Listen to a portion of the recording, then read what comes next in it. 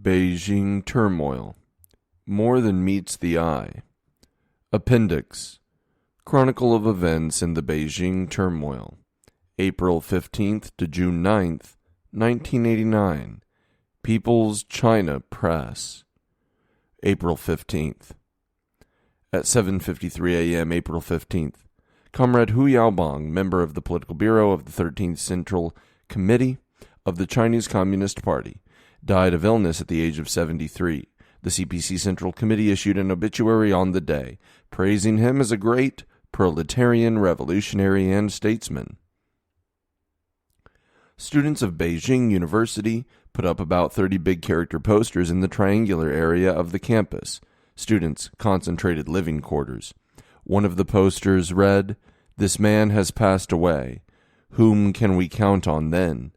At 2 p.m., an antithetical couplet appeared in the campus of Chinese People's University. It read, "It would be better to dethrone Deng Xiaoping, than to mourn Hu Yaobang, and curse Li Peng.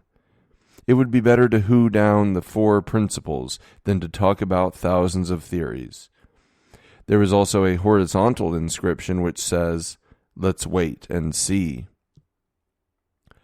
At 7:40 p.m., the first flower wreath in memory of Hu Yaobang was placed at the monument to the People's Heroes at Tiananmen Square.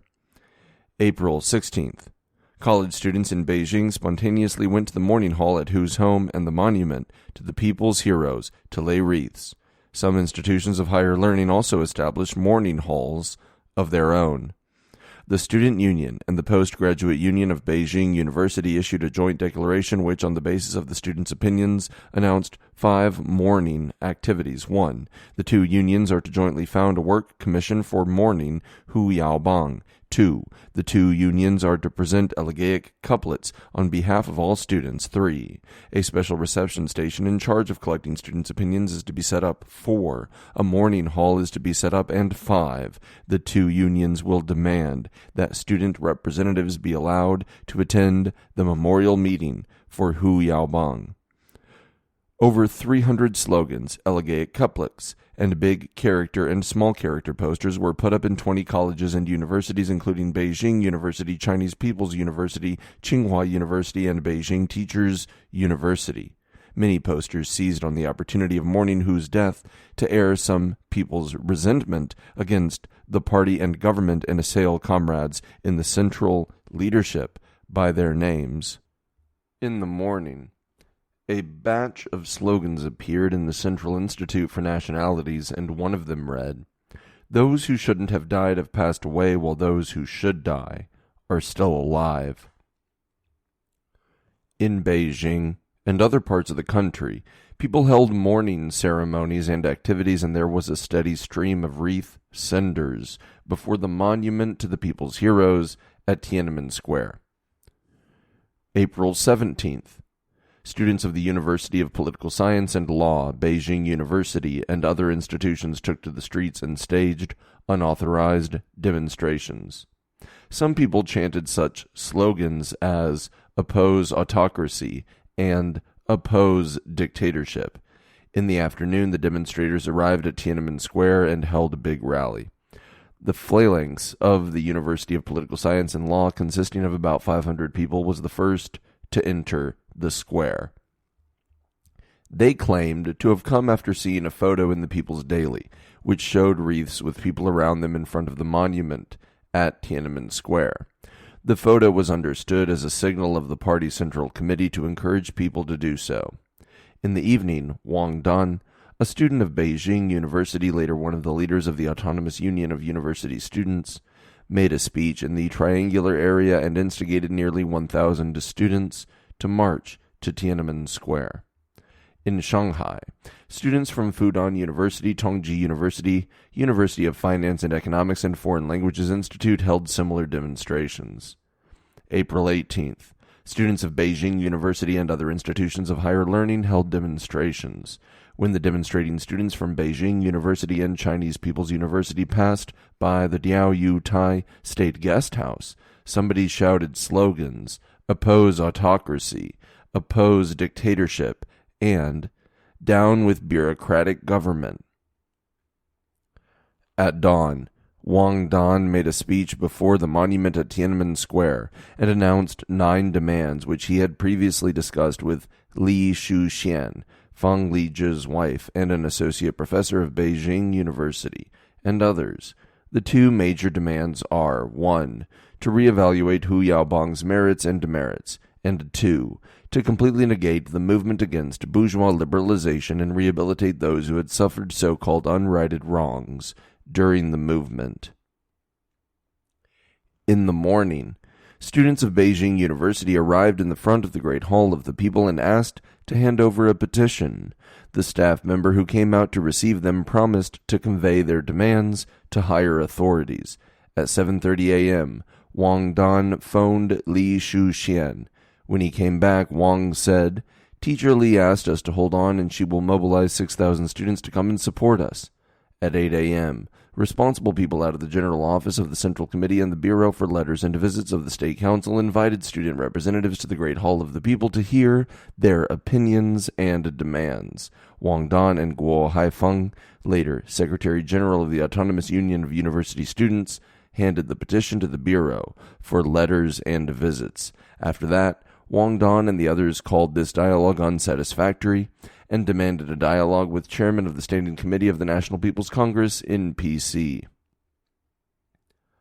At 9:30 a.m., Li Shuxian put up in the triangular area a big character poster entitled "Telephone Call from Tiananmen Square," appealing students to pay close attention to the developments of things and to support the petitioners. At 10:30 a.m., there were only 200 to 300 students left who persisted in a sit-down protest at the square. Wang Dan lowered the level of dialogue from chairman to vice chairman of the MPC Standing Committee. At noon, the number of students at the square was reduced to only 100 or so. Wang downgraded the dialogue further, accepting that it was all right to have a member of the MPC Standing Committee for the talk. At 3 p.m., hundreds of students arrived at the square in succession. Wang Dan began to incite them to assault the Great Hall of the People. At 5 p.m., the receptionist told the students that Liu Yandong, member of the NPC Standing Committee, and other 2 members would hold a discussion with them. At this time, the square had more and more students. Wang Dan abruptly withdrew the demand for a dialogue and asked the NPC representatives to accept their petition on the first flight of steps leading to the east entrance to the Great Hall of the People at 7:50 p.m. He stressed that everything would calm down so long as the petition was accepted. Leaders of the departments concerned agreed to the request raised by the students. Around 8 p.m., deputies to the National People's Congress, Tao Xiping, Liu Yandong, and Song Shixiang, accepted outside the east entrance of the Great Hall of the People the petition submitted by Guo Haifeng and Li Jingjing, respectively representing Beijing University and Chinese People's University. The petition put forward 7 demands to the NPC Standing Committee. 1. To reappraise Hu Yaobang's merits and demerits and affirm his views on democracy, freedom, tolerance, and harmony. 2. To overtly clarify the nature of the combat against cultural contamination and bourgeois liberalization and redress the people who had sustained unrighted wrongs. 3. To disclose the wages and all of other incomes of the leaders and their children, and publicize their unswerving determination to fight and eradicate corruption. 4. To lift the ban on newspapers and allow more press freedom. 5. To add funds to education and improve the living conditions of intellectuals. 6. To rescind the 10-article regulations on demonstrations issued by the Standing Committee of the Beijing Municipal People's Congress. 7. To give response as soon as possible and report the current event impartially and timely in the press. The NPC deputies accepted their petition, but Wang Dan and the others still pressed ahead. he led more than 2,000 students to demonstrate outside the Xinhuamen Gate of Zhongnanhai, headquarters of the party, Central Committee, and the State Council. When the night deepened, more than 2,000 students from Beijing University, Beijing Teachers University, and the University of Political Science and Law mounted a sit-in demonstration in front of Xinhuamen Gate. Some of them shouted, "Li Peng, come out," and began to assault the gate. April 19th. At dawn, more people gathered outside the Xinhuamen Gate of Zhongnanhai, regardless of the obstruction of the armed police on duty, and they even tried to break into the gate. Some of them threw soda bottles and shoes from behind. An armed policeman was wounded in his face, while Wang Dan was looking on and teasing with 2 girl students. At 4:20 a.m., the Beijing municipal government broadcast an announcement on the spot, warning that some people were attempting to create and provoke disturbances, and this was not a proper mourning activity. The announcement also asked the masses of people to heighten their vigilance so as not to be used by the people harboring ulterior motives. It pointed out that it was illegal to assault the party and government offices, and asked the people on the scene to leave in order to maintain the order of work and traffic. Around 5 a.m., persuaded and guided by staff workers and armed police on duty, the crowd gathering outside Xinhuamen Gate gradually dispersed. The preparatory committee of the United Students' Union of Beijing University was set up at the 16th meeting of the Democratic Salon of Beijing University, presided over by Wang Dan. The preparatory committee, composed of 7 members, Ding Xiaoping, Wang Dan, Yang Tao, Yang Dan Tao, Xiong Mao, Feng Congde, and Cheng Jing, was to give leadership to their so-called student movement. At around 10 p.m., Guo Xiangdong, a girl student from the Foreign Languages Department of Beijing Teachers University, was knocked down by a trolley bus on her way back to school after watching a theatrical performance. When she died, despite all rescue measures, some people spread the rumor that police cars dashed madly into the ranks of the demonstrating students and killed the girl university student Guo Xiangdong, thus creating a case of bloodshed.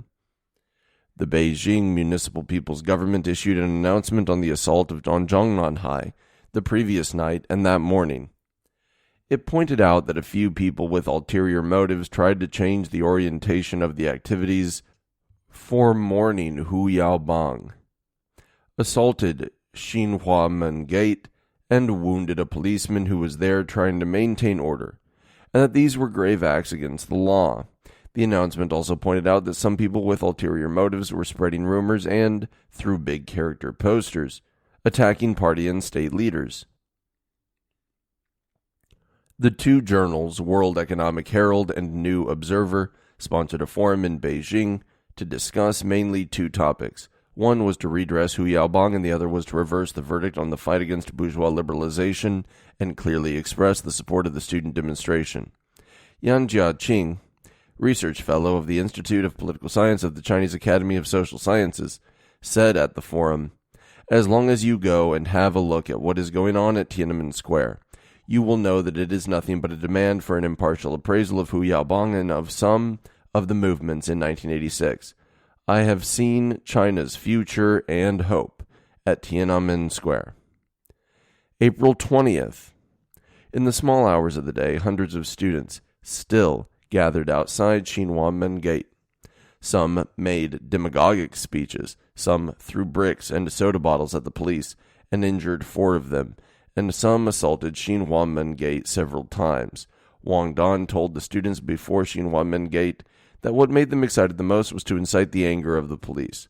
And as soon as the police were unable to restrain themselves and hit out first, the students would have the excuse to aggravate the incident.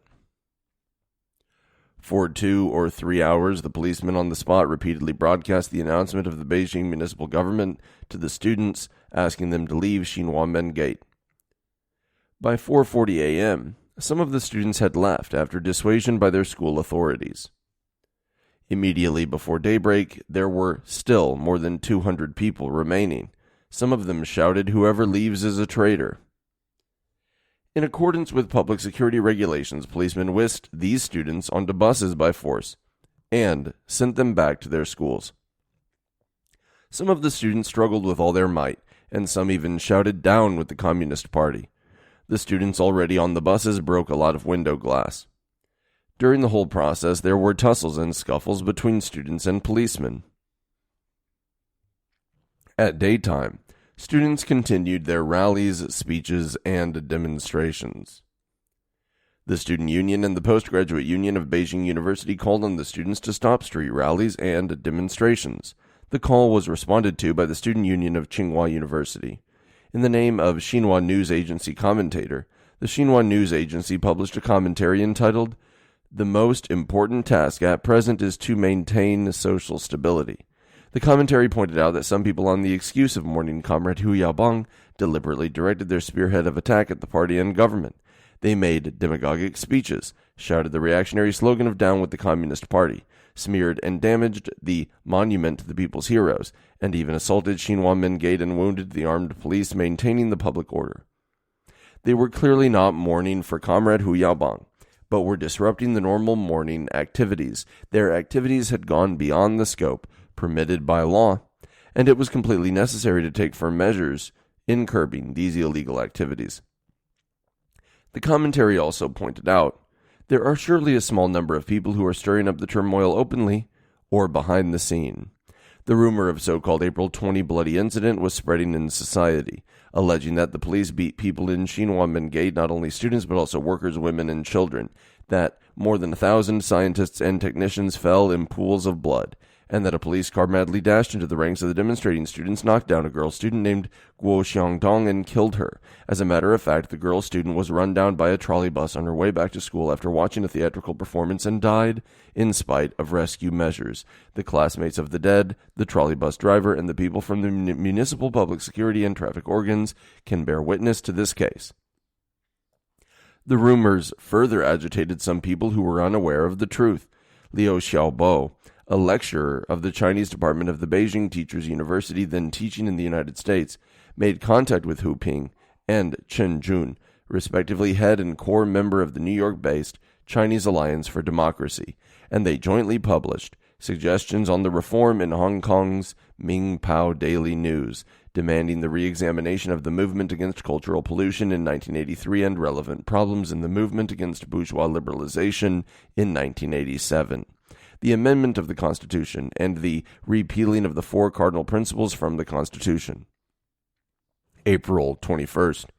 In order to guarantee the smooth convening of the memorial meeting for Hu Yaobang, the Beijing municipal government announced that Tiananmen Square would be cleared up from 8 a.m. April 22nd, but thousands of students, ignoring the announcement, went into Tiananmen Square on the evening of April 21st to stage a sit-down demonstration.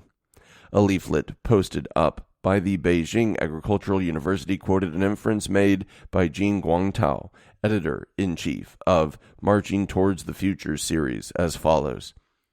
Any organization will produce a non-organizational force whose mission is to shake and destroy the very existence of the organization, alleging that the Chinese Communist Party is an organization about to perish today, that a great turmoil is in sight in China, and that the extinction of the Chinese Communist Party is just round the corner, and everybody is waiting for it.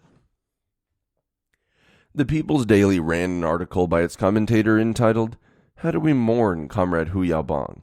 The article pointed out the illegal activities of a tiny handful of people who took advantage of mourning Hu Yaobang to direct their spearhead of attack at the party and government, and even brazenly to assault Xinhua Main Gate, are absolutely impermissible. Safeguarding the political situation of stability and unity is the highest interest of the people all over the country. Whoever attempts to damage the situation on whatever excuses will be punished according to law. If anyone takes advantage of mourning Comrade Hu Yaobang to conduct beating, smashing, looting, and burning in the party and government departments, he will become a person condemned by history. So far, The government has adopted a restrained attitude towards the illegal activities of the small handful of people. If anyone considers the government's tolerance as a manifestation of weakness and willfully continues his illegal activities, he is bound to eat his own bitter fruit. A student of Beijing University who felt being cheated put up a big character poster entitled, "It Turned Out to Be a Scheme." The poster revealed that Li Shuxian once drew up a four-step plan for the student unrest. Li said, "First of all, we will mourn Hu Yaobang and set forth our political demands in passing. With the demand for redressing Hu Yaobang put first, they will have no way to refuse us. Second, don't just demand to rehabilitate the intellectuals who were wronged and criticized during the movement against bourgeois liberalization. To do so would divorce ourselves from the masses and easily cause misunderstanding that teacher Fang Lizhi has a hand in it. Give no excuses to the authorities as far as possible. Moreover, people hate corruption the most, and we can attack them at this point. And don't directly oppose the four principles. The second step is to stage a sit-in demonstration at Xinhua Main Gate and force our way into it if necessary. Any police interference will amount to beating and arouse the sympathy of the people. Girl students in particular are soft-hearted. We can say policemen beat only girl students. That will also arouse the chivalry of boy students. Third, we demand to attend the memorial meeting, and many people have such a desire. In this way, things will get momentum and the influence will spread to the whole country. Fourth, the student movement will culminate at the celebration of the May 4th movement. Li Shuxian also said, the Communist Youth League committees and student unions in universities and colleges must be discredited so that the authorities have no assistance for help.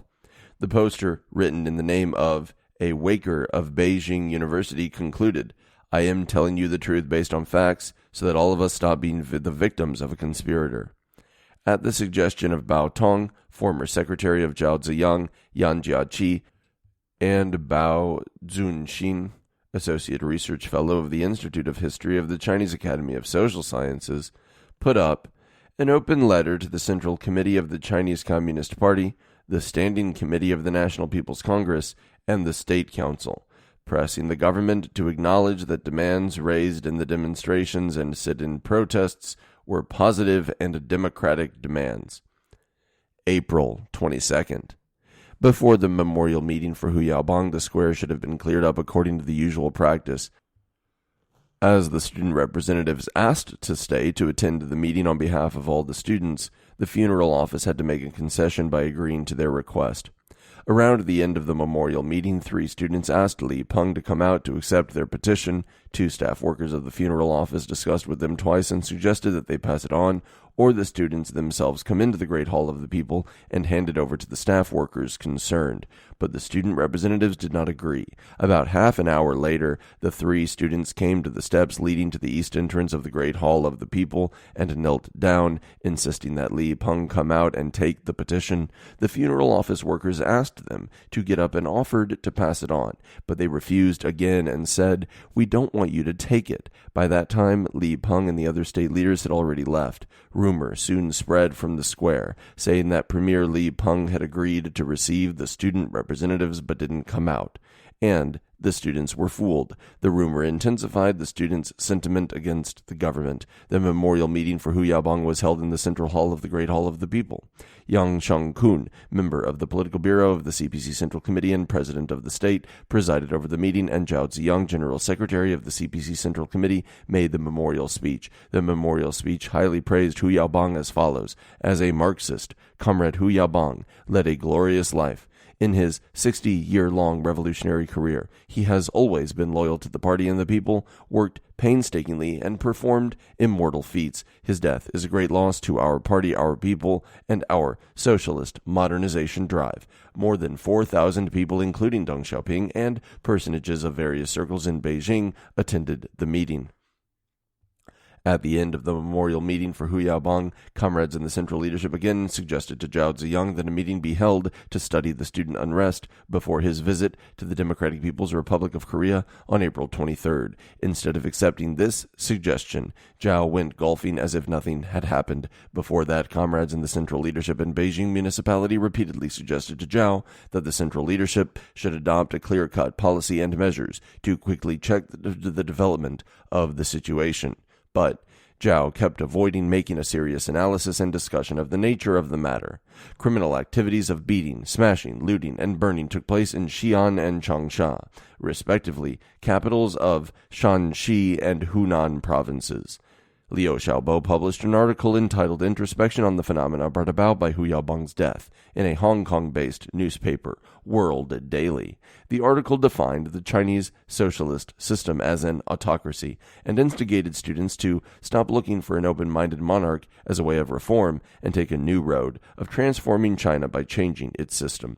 The article continued, if the mainland students and pro-democracy intellectuals openly support the dissidents, like Wei Jingsheng and the Overseas China Spring, a journal run by the Chinese Alliance for Democracy, while they are supporting the liberal faction within the party, the democratization of China will surely be accelerated. April 23rd. A decision on class boycott was made by 20 institutions of higher learning in Beijing, including Beijing University, Tsinghua University, Chinese People's University, University of Political Science and Law, Beijing Science and Engineering University, Beijing Teachers University, Central Institute for Nationalities, Beijing University of Aeronautics and Astronautics, and the Central Communist Youth League School. They wantonly played up the so-called April 20 bloody incident and the crying and kneeling down for a petition alleging that they could do nothing but to boycott classes after they had failed in petition. The campus of Beijing University was full of big character posters on class boycott. In the triangular area appeared one signed by the newly established Student Union. The poster charged the government for closing the China Science and Technology Daily, saying the leaders of the newspaper office have offered to resign. Actually, there was no such thing at all. Students of a few universities staged on-campus demonstrations. They shouted, "The time Li Peng steps down and resigns is when we go back to the classes."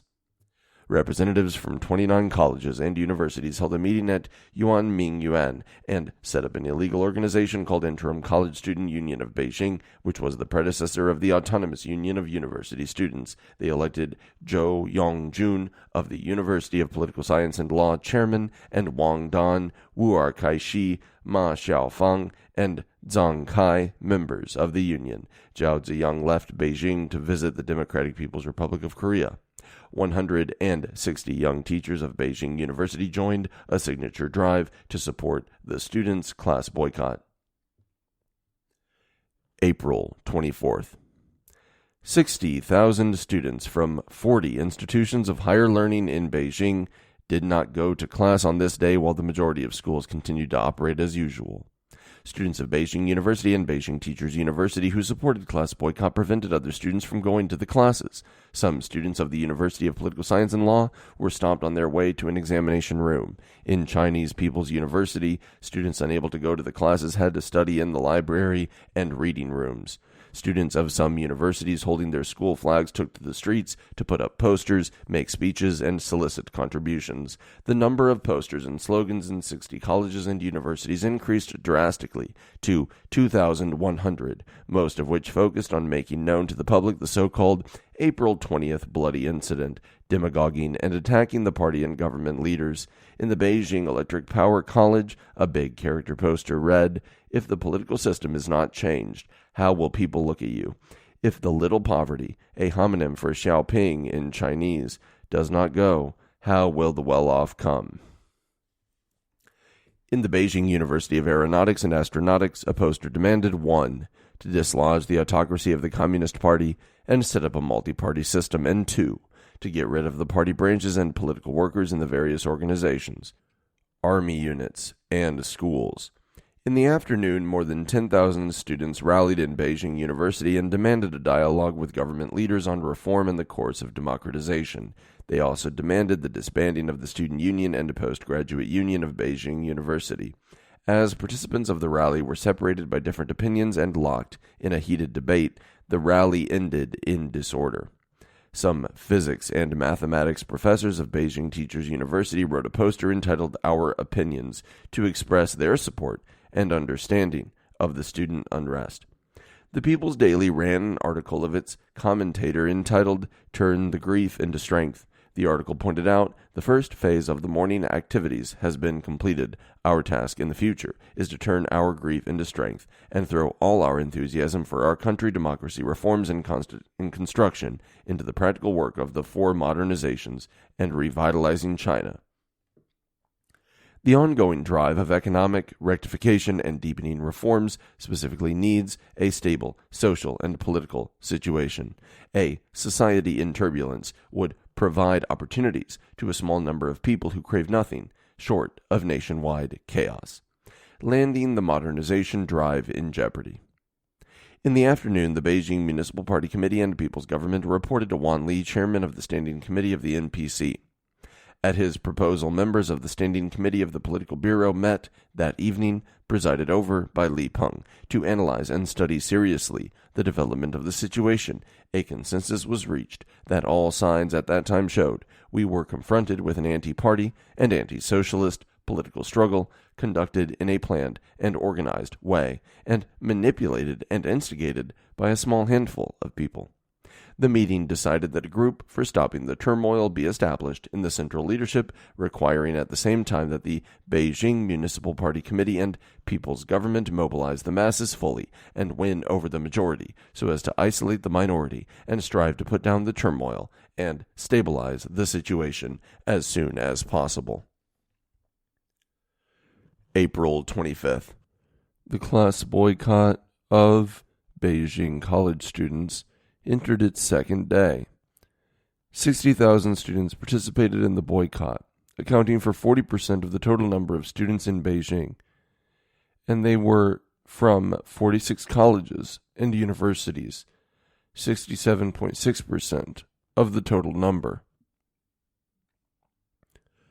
In the morning, Deng Xiaoping made an important speech expressing his full agreement and support to the decision of the Political Bureau Standing Committee and making an incisive analysis of the nature of the turmoil. He pointed out that this was not a case of ordinary student unrest, but a political turmoil aimed at negating the leadership of the Communist Party and the socialist system. According to the authorities of Tsinghua University, on the morning of April 24th, some students of the university demanded a dialogue with the persons in charge of the State Council, and their demand gained considerable attention from the State Council, the State Education Commission, and the Beijing Municipal Party Committee, which decided that a dialogue with 18 student representatives be held in the meeting room of the Beijing Municipal Party Committee building at 2:30 on the afternoon of that day. At 2 o'clock, Deputy Secretary General of the State Council Liu Zhongde, Vice Minister of the State Education Commission He Dongcheng, Deputy Secretary General of the Beijing Municipal Party Committee Wang Jialiu, as well as persons in charge of the All China Student Federation and the Beijing Student Federation, all showed up in the meeting room. But they waited until 4:15, and there was still no sign of any student. The Tsinghua University leaders called the students several times on the phone, urging them to come to the meeting, but only got the answer that, as views differed on choosing representatives, the students could not reach a consensus and send their representatives. At 7 o'clock in the evening, the China Central Television broadcast in advance of the editorial, "Take a clear-cut stand against turmoil," to be carried in the People's Daily on April 26th. April 26th.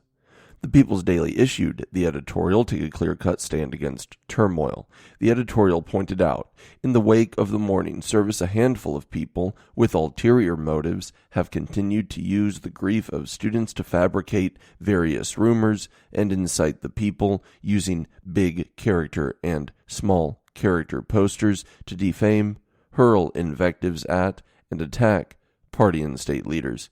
They wantonly violated the country's constitution by advocating opposition to the Communist Party's leadership and the socialist system. In some colleges and universities, they have formed illegal organizations to seize power from student unions, and some of them have forcibly occupied broadcasting rooms. Some incited students and teachers to stage strikes, even preventing students from going to classes. They have resorted to the unauthorized use of the names of workers' organizations to distribute reactionary leaflets and continued to resort to demagoguery in an attempt to stir up more serious trouble. The facts show that these people are not engaged in memorial activities for Comrade Hu Yaobang, nor are they advocating the advancement of socialist democracy, or making more complaints of dissatisfaction. Under the banner of democracy, they are trampling on both democracy and law. Their purpose is to poison people's minds, create national turmoil, and sabotage the nation's political stability and unity. This is a planned conspiracy, a turmoil which, in essence, aims at fundamentally negating the leadership of the Communist Party of China and the socialist system. The Beijing and Shanghai municipal party committees each convened a mass meeting attended by over 10,000 cadres who are party members, requiring all the party members to take a clear-cut stand against turmoil. The Shanghai Municipal Party Committee decided on the day that the newspaper World Economic Herald be rectified and Qin Benli removed from his post as the editor-in-chief and member of the leading party group. The decision was announced by Jiang Zemin, secretary of the Shanghai Municipal Party Committee, before 14,000 party members and cadres at the meeting. The Shanghai Municipal Party Committee decided at the same time that a leading rectification group be stationed in the office of the World Economic Herald. On April 24th, the World Economic Herald ran a report on a forum for mourning Comrade Hu Yaobang. Participants of the forum were those intellectuals who all along clung to their position of bourgeois liberalization. At the forum, they wantonly advocated redressing Comrade Hu Yaobang and reversing the verdict on the movement against bourgeois liberalization. The Shanghai Municipal Party Committee had a talk with Qin Benli, editor-in-chief of the newspaper, hoping that they only published excerpts of the report for fear of igniting the sparks of turmoil. Qin overtly agreed to do so, but eventually put that issue of the newspaper, which had already been printed, into circulation, as he had originally intended. Students in the capital stopped making speeches and collecting money in the streets. At night, some students of Beijing University held a rally in the triangular area to discuss whether they should stage a demonstration on April 27th as originally planned. At the same time, the university authorities repeatedly broadcast on the campus the relevant regulations on parade and a demonstration issued by the Standing Committee of the Beijing Municipal People's Congress. As the April 26th editorial of the People's Daily had disclosed that the organizers and plotters of the student unrest behind the scene aimed at opposing the Communist Party and toppling the government under its leadership, they were forced to change their strategy. Li Shuxian instructed Wang Dong to change the slogans used in the demonstration. Then they issued Number 1 Order of the new Student Union to urge students to march to Tiananmen under the banner of supporting the Communist Party on April 27th. The designated slogans included Support the Communist Party, Support Socialism, and Safeguard the Constitution. They also changed their subversive slogans such as Down with the Bureaucratic Government, Down with the Corrupt Government, Down with the Dictatorial Rule, etc., into those like Oppose bureaucracy, oppose corruption, and oppose privileges, and other slogans that could win support from people of various circles. A big character poster entitled An Open Letter to the Chinese College Students, put up in the triangular area of Beijing University, said, "The disturbance created by some students had already affected China at present and is bound to affect in a larger scale China in the future." The poster also urged students to consolidate the established organizational links, issue their own news dispatches and other publications, increase contacts with various circles in society, including workers, peasants, citizens, and intellectuals, to win over their support and involvement, and realize freedom on the campus, including the freedom of founding various fully autonomous organizations and freedom of expression on the campus, democracy wall on the campus, big character posters, and various debates held at academic forums, and be ready to put up big character posters and stage street demonstrations and class boycott at any time.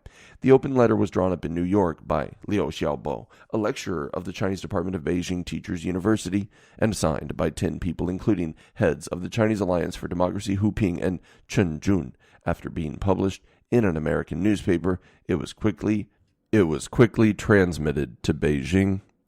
According to an evening news report broadcast in the University of Political Science and Law, Yan Jiaqi, Li Zihou, former research fellow of the Institute of Philosophy of the Chinese Academy of Social Sciences, Yu Haocheng, former director of the China Research Institute of Legality and Social Development, and others, had set up the Union of the Chinese Intellectuals the day before. April 27th. At 8 in the morning, over 30,000 students from 38 colleges and universities took to the streets for a demonstration holding banners and chanting slogans. Their slogans were no longer "Down with the Communist Party, overthrow socialism, and abolish the four cardinal principles." They were replaced by "Support the Communist Party, safeguard the Constitution, safeguard the four cardinal principles, get rid of corruption, down with official profiteering, etc." Repeated and patient dissuasion from university leaders, departments concerned, of the municipal Beijing government, and policemen failed to stop them from staging the demonstration. All the demonstrators gathered at Tiananmen Square and began to go back to school at 6 p.m. As the demonstration contingents marched along the main avenues of the capital and attracted large numbers of onlookers, there was a serious traffic jam in Beijing. 800 buses and trolley buses on 49 lines were blocked, affecting about 300,000 passengers. The public security policemen maintaining order stuck to discipline and exercised restraint. There was no conflict during the 16-hour-long demonstration.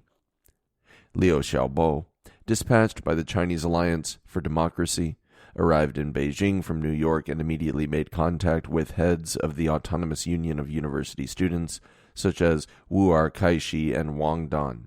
He passed on to them and the Student Union of the Beijing Teachers University several thousand $US and 10,000 yuan contributed by Wang Bingzheng, former head of the Chinese Alliance for Democracy and now the chieftain of China Democratic Party, and others. The State Council spokesman, Yuan Mu, issued a statement on the student demonstration to express welcome to the students' demand for a dialogue. He said that the party and government had all along advocated direct dialogues with the masses, but the dialogues must be conducted in suitable atmosphere and appropriate ways.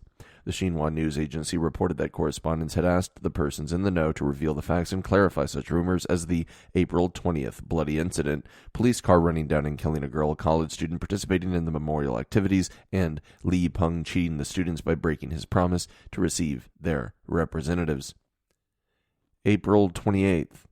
60,000 students from over 30 colleges and universities in Beijing continued their class boycott, but some universities operated as normal. Big character and small character posters in considerable numbers could still be seen in some schools, and some of the posters demanded a dialogue with persons in charge of the State Council and the NPC Standing Committee.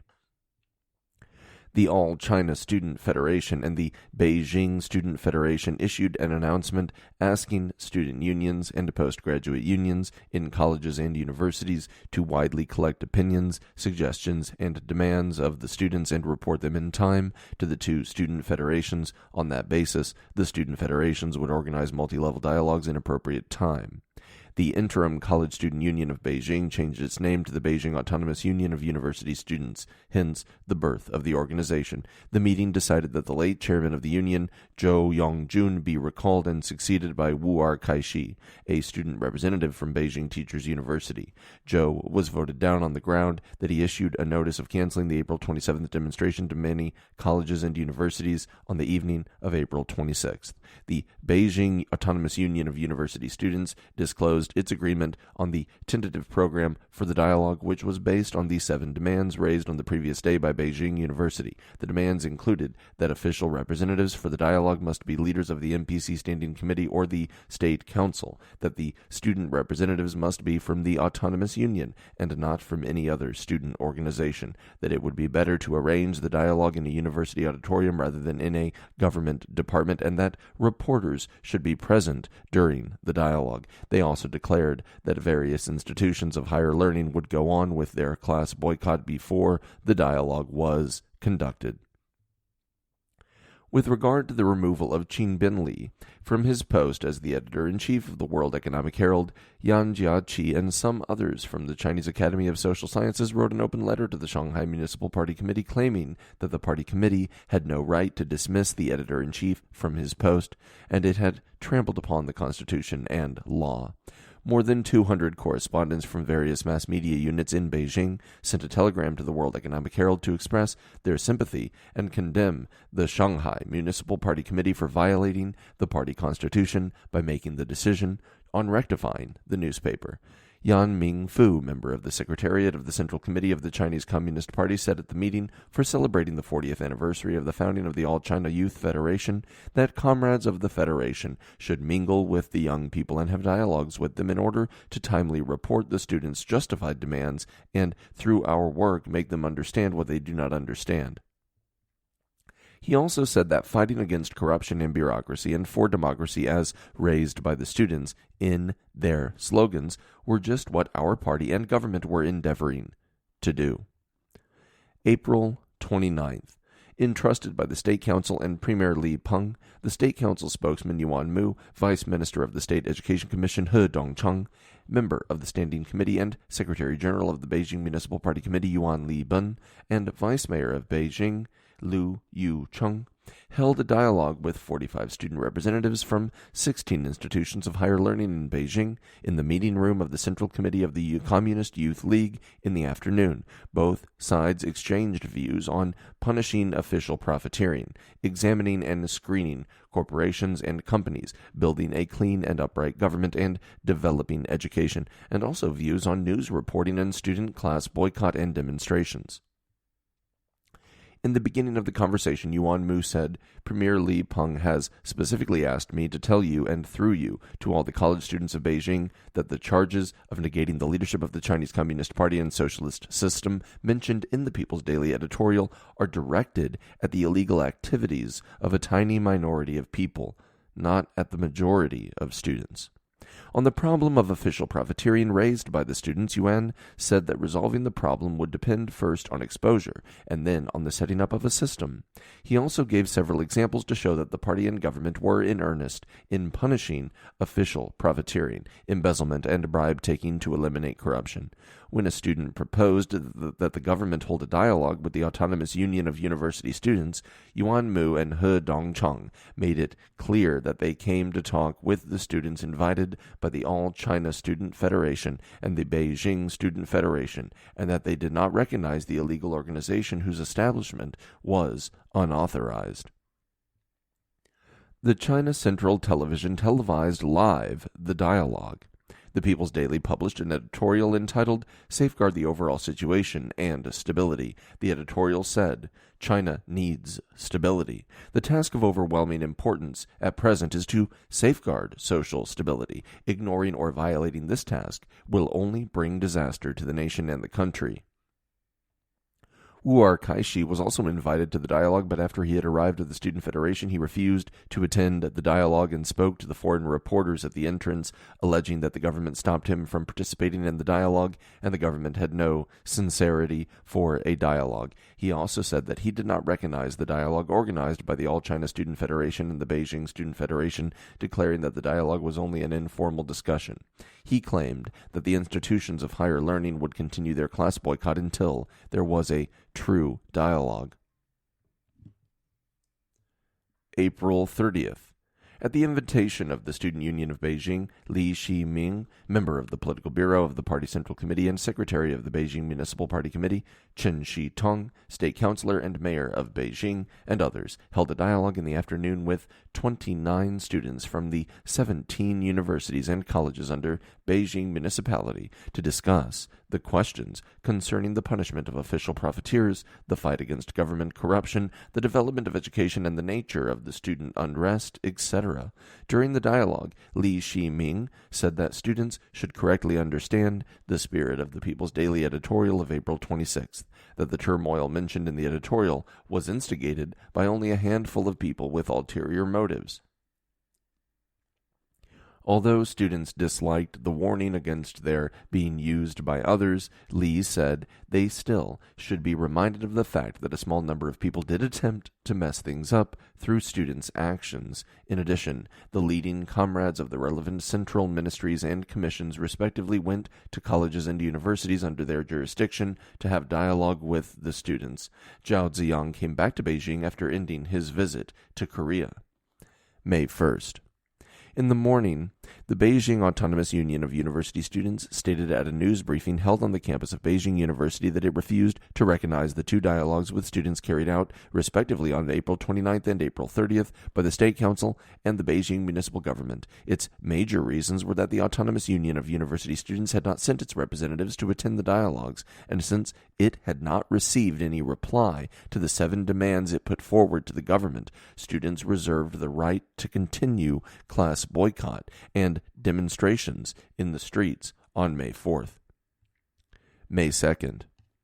Scores of students from the colleges and universities in Beijing went to the reception offices of the bureaus for receiving letters and visits under the general offices of the Party Central Committee and the State Council to present a petition to the NPC Standing Committee. The State Council and the Party Central Committee putting forward 12 demands and a 4-point statement relative to the dialogue. The contents of the petition are as follows. 1. The dialogue attended by both parties should be based on complete equality and solving the problems with sincerity. During the dialogue, both parties should have equal opportunities to speak and raise questions. 2. The student representatives who will take part in the dialogue should be generally acknowledged and elected by the majority of the college students, especially those who participated in the April Patriotic Democratic Movement. Meanwhile, in view of the fact that the student unions and the graduate student unions of all universities and colleges had not played any correct guiding or beneficial role in this movement, we will not agree to these unions choosing their own student representatives, nor will we acknowledge student representatives invited by the government itself without the approval of the great masses of students. 3.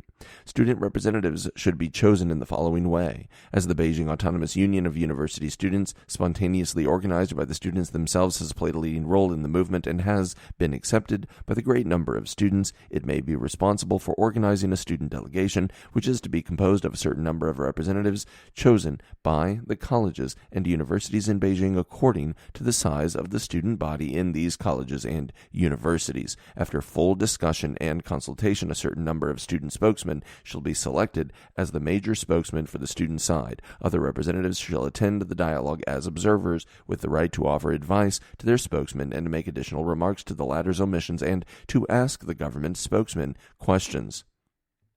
4. The government representatives to the dialogue must be people holding positions at or above the Standing Committee member of the Political Bureau of the Party Central Committee, Vice Chairman of the NPC Standing Committee, or Vice Premier of the State Council with knowledge of state affairs and the power to make decisions. 5.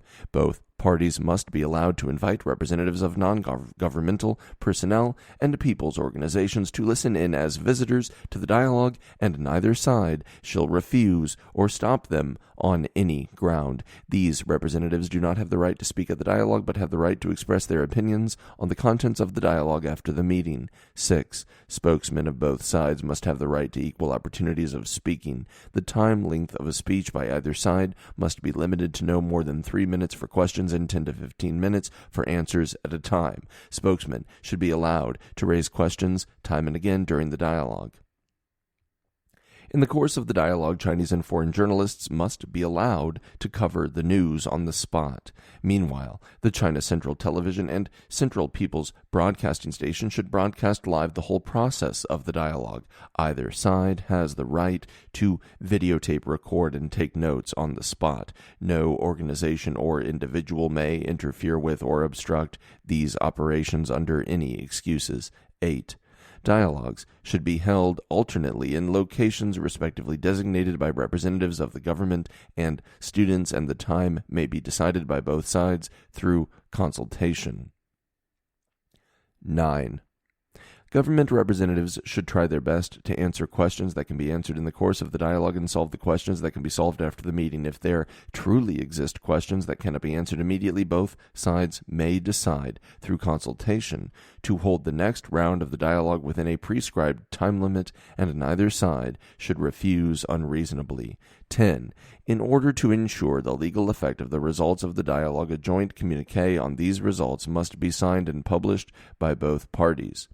11.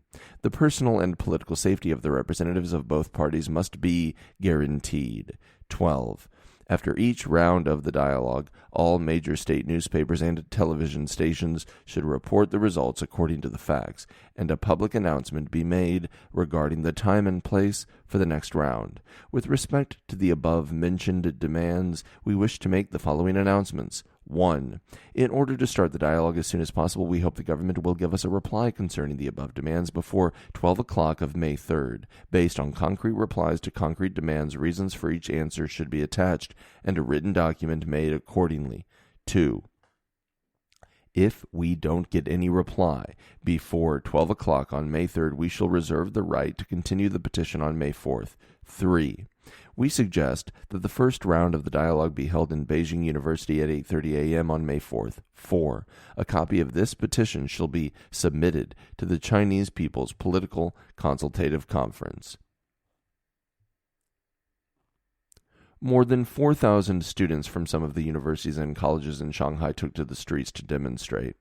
The Shanghai municipal government held that the patriotic enthusiasm of the students could be understood, but that demonstrations could not help the solution of problems. The Shanghai Student Union began to organize some of the college students for a dialogue with the municipal leaders concerned. May 3rd. In the morning, the State Council spokesman Yuan Mu answered the questions raised by Chinese and foreign correspondents concerning the petition submitted by part of the university students in Beijing. He pointed out that the students' stand expressed in the petition about welcoming dialogue was identical with that of the government. This kind of dialogue would facilitate the solving of problems through the exchange of ideas and the furthering of mutual understanding, said Yuan Mu. But it would not be negotiations between the government and students as two rival parties. He pointed out, quote, "The petition submitted by part of the students yesterday put forward a series of preconditions. Much earlier I had already said that dialogues should be based on mutual trust and sincerity, and there should not be any preconditions. The petition includes a total of 12 demands, which can be summed up into the following three key demands. First, the All China Students Federation, the Beijing Students Federation, and the student unions and graduate student unions of all universities and colleges, which were elected through democratic procedures, should be excluded from the dialogues in favor of the representatives of the Beijing Autonomous Union of University Students set up illegally in the demonstrations. This is neither reasonable nor beneficial to unity among the students, and may touch off disputes among the students, which the government does not want to see. Second, the students should be on an equal footing with the government and become a rival party to negotiations, or even be placed above the government. This is not reasonable. Moreover, to a certain extent, it displays a childish impulse on the part of these young people. The petition not only brings forth conditions that the government must accept before the dialogue, but it also demands that the government representatives to the dialogues be approved by them. They demand that these representatives must be people holding positions at or above the Standing Committee, member of the Political Bureau of the Party Central Committee, Vice Chairman of the MPC Standing Committee, or Vice Premier. I think that public opinion will not support these demands either. Third, the petition puts forward such harsh terms and demands a reply within a set time. If no reply comes on time, the petition says the students will continue to demonstrate. This is something like an ultimatum." End quote. The petition reveals that some people did operate behind the students to fan up the social turmoil. The Beijing Public Security Bureau issued a public notice so that the activities to commemorate the May 4th movement sponsored by the departments concerned may go on smoothly. Traffic control shall be enforced in the Tiananmen area. In the afternoon, the Beijing Autonomous Union of University Students made a resolution on holding a demonstration on Tiananmen Square to commemorate the May 4th movement and petitioning for the people. Wu Kaishi, leader of the Beijing Federation of University Students who initiated this special meeting, said that this demonstration was organized not merely because Yuan Mu at the press conference had refused to dialogue with them, but also because they wished to promote the democratic reform through commemorating the May 4th movement. More than 60 students from 47 universities and colleges in Beijing attended this special meeting. Wu Kaishi denied that the democratic movement of the Beijing students had anything to do with Fang Lizhi and with the United States-based Chinese Alliance for Democracy. He also criticized the speech made by Yuan Mu that day, saying that his speech was lacking in logic and also in sincerity towards the student demand for dialogue. About 100 journalists in the capital held a rally at which an open letter to the propaganda department of the Party Central Committee, the NPC Standing Committee, the State Council, and the Press Administration was adopted. The letter stated that the action taken by the Shanghai Municipal Party Committee to straighten things out in the World Economic Herald was against the law, demanding that the Municipal Party Committee annul the decision of terminating Chen Binli's work as editor-in-chief of the newspaper and make a public apology. It also demanded that the high-ranking officials in charge of propaganda work hold dialogues with journalists. The participants at the rally called for holding a demonstration on the 4th. They were from all major news units in the capital, including the Xinhua News Agency, People's Daily, Economic Daily, and China Youth Daily. May 4th. When Zhao Ziyang met with the heads of the delegations of the members of the Asian Development Bank ADB and the high-ranking officials of the ADB attending the 22nd annual meeting of the Asian Development Bank, he analyzed the current domestic situation. He held that now we needed badly calmness, reason, restraint, and order, and should solve the problems along democratic and legal lines. He said, "There will be no big turmoil in China. I am fully confident of this." The basic attitude of the overwhelming majority of students in the demonstrations towards the Communist Party and government is that they are at once satisfied and dissatisfied. They are by no means opposed to our fundamental system. Rather, they are asking us to correct mistakes in our work. He also said, "Are there people who want to take advantage of us, or who are taking advantage of the students' action? This is hardly avoidable in a large country like China." This speech of Zhao Ziyang's, prepared by Bao Tong, Zhao's former secretary and the director of the Commission for Structural Reform, is obviously not identical with the spirit of the April 26 People's Daily editorial. The widespread of the speech caused grave ideological confusion among a great number of cadres and people, while organizers and plotters of the turmoil were greatly encouraged. Yang Jiaqi, Cao Ziyuan, director of the Development Research Institute of the Stone Company, and others, said, "Things have turned for the better. It is necessary to mobilize the intellectuals to support Zhao Ziyang." Zhang Xianyang, research fellow of the Institute of Marxism-Leninism Mao Zedong Thought under the Chinese Academy of Social Sciences, said, "Aren't we supposed to make use of the students? Zhao Ziyang is now doing just this." Several 10,000 students from more than 60 universities and colleges in the capital, including Beijing University, Tsinghua University, Chinese People's University, and Beijing Teachers University, took to the streets. The banners carried by the demonstrators revealed that there were also college students from Shanghai, Nanjing, Wuhan, Tianjin, Dalian, Jilin, and other cities, in addition to some from Hong Kong. On the way, onlookers numbered several 100,000. The public security personnel and policemen did their best to maintain order and did not have conflicts with the demonstrators. At about 3 p.m., the demonstrators assembled at Tiananmen Square and read out the May 4th manifesto, demanding implementation of democratic reform on campus, promotion of political structural reform, and legislation of journalism. Then, the organizers of the demonstration declared that from May 5th, all colleges and universities in Beijing would resume class. At around 4 p.m., the demonstrators started to leave the square. College students in Tianjin, Shanghai, Wuhan, Hangzhou, Xi'an, Lanzhou, Guangzhou, and Fuzhou staged demonstrations to commemorate the 70th anniversary of the May 4th movement. Journalists in the capital joined in the demonstrations of the students. When they set off at the Xinhua News Agency at 12 o'clock, there were only 50 of them, followed later by 150 more. They called for freedom of the press and the telling of truth by the press and demanded the restoration of Chen Binli to his post of editor-in-chief of the World Economic Herald and asked for sincere dialogues with the government. These journalists were from more than 20 news units in Beijing, such as Xinhua News Agency, People's Daily, Guangming Daily, and China Youth Daily. According to them, they only represented themselves instead of their respective units. May 5th.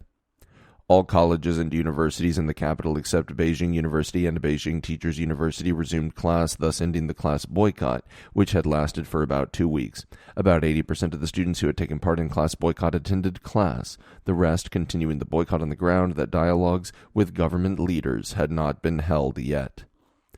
May 6th. Zhao Ziyang said to Hu Qili and Rui Qingwen, both in charge of propaganda and ideological work in the Central Committee, that the press has opened a bit and there have been reports about the demonstrations. There is no big risk to open up a bit by reporting the demonstrations and increase the openness of news. He even said, confronted with the will of the people at home and the progressive trend worldwide, we could only guide our actions according to circumstances. His instructions were passed on to major news media units in the capital the same day, and many arrangements were made afterwards. As a result, the People's Daily and many other national newspapers and periodicals adopted an attitude of full acknowledgement and active support to the demonstrations, sit-in, and hunger strike, devoting lengthy coverages with no less exaggeration. A great number of readers expressed their surprise, and many got the wrong idea that the central authorities supported the students' demonstrations and hunger strike. 4 members of the Beijing College Students Dialogue delegation submitted a petition to the NPC Standing Committee, the State Council, and the Party Central Committee. This petition was drawn up at the China University of Political Science and Law this afternoon by 40 delegates elected by 24 universities and colleges in Beijing.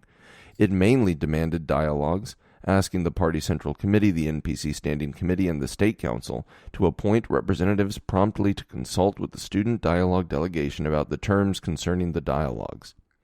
In the evening, the General Office of the Party Central Committee asked the student representatives to wait for a reply at 3 o'clock on the afternoon of May 8th, at the spot where they had handed in the petition.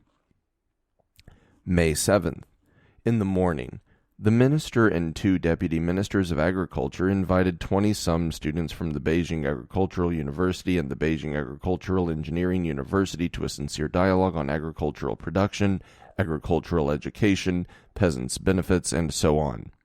In the afternoon, 5 deputy ministers of the Ministry of Machine Building and Electronics Industry and some of its department and bureau directors held a dialogue with 20 students from the Beijing University of Science and Technology, the Beijing Machine Building Administration Institute, and the Beijing Information Engineering Institute under the ministry's jurisdiction. They exchanged opinions with the students on the increase of educational funds, the improvement of teaching and living conditions and job assignment for college students, the appraisement of the student unrest, the straightening out of the color TV market, the restriction of car import, etc. Some of the students said they welcomed this sincere dialogue, conducted on an equal footing. May 8th. When leaders of the bureaus for receiving letters and visits under the general offices of the Party Central Committee and the State Council gave a reply to the petition signed in the name of 24 colleges and universities and submitted by the 4 students on May 6th to the Party Central Committee, the NPC Standing Committee, and the State Council, they said that the leading comrades of the Party Central Committee and the State Council would contact and have dialogues extensively with workers, peasants, intellectuals, students, teachers, non-party personages, etc. It was said that the petition demanded sincere, constructive, and public dialogues on questions such as the current students' patriotic and democratic movement, the deepening of the political and economic structural reforms, and the promotion of the building of democracy and a legal system. The leaders of the bureaus said that the leading comrades concerned of the State Council and the Beijing municipality had held dialogues recently with a number of students, and some of the ministers had been to universities and colleges, visiting the students' dormitories and offices, or inviting students to dialogue with them at the ministries. The dialogues had achieved good results. According to the bureau leaders, and in the future, multi-level and multi-channel dialogues would be held continuously to exchange views with the college students. In order to make the dialogues more successful, they said, The Students' Federation of Beijing and the student unions at colleges and universities will continue to collect opinions from students on the topics of the dialogues and how to hold the dialogues well. The Bureau leaders also expressed the readiness of the MPC Standing Committee leaders to hold dialogues extensively with the students and people from other walks of life. Strongly urged by the Beijing Municipal Party Committee and the Beijing Municipal People's Government, Zhao Ziyang held a meeting. When someone said his speech on May 4th was not in accord with the spirit of the April 26th editorial, Zhao sternly retorted, "I'll be responsible for what was wrong in my speech." End of Appendix, Part 1.